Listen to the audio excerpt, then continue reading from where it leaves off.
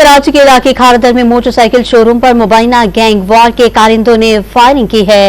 वारदात की CCTV footage सामने आ गई। मज़ीद तफसीलात जानते हैं नुमाइंदा डॉन न्यूज मोहम्मद बिलाल से। बिलाल, इस हवाले से क्या तफसीलात हैं आपके पास, आगाह कीजिएगा।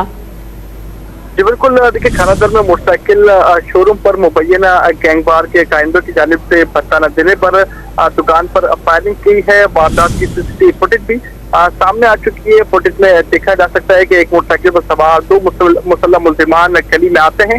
मुसल्लह मोटरसाइकिल सवार मुल्जिमान चलती बाइक से शोरूम पर फायरिंग करते हुए फरार हुए, जबकि फुटेज में ये भी देखा गया कि शोरूम के करीब खड़े दो नौजवान बाल दुकान की जानिब से ये बताया गया है कि गैंगवार कमांडर वसीउल्लाह लाखू ने दुबई से भत्ते के लिए शोरूम मालिक को कॉल की थी। Wasiullah Lakhu group district city में भत्ते की वारदातों में मुलव्विस है, जबकि पुलिस राय की जानिब से ये भी कहा गया है कि गैंगवार के कारिंदों ने चंद रोज से कबल खादर में भत्ता न देने पर एक दुकान पर भी फायरिंग की थी, जिसके नतीजे में एक शख्स जख्मी हुआ था। पुलिस दुकान की जानिब से ये कहा गया है कि सीसीटीवी फुटेज की मदद से मुल्जिमान को जल्द गिरफ्तार कर लिया जाएगा।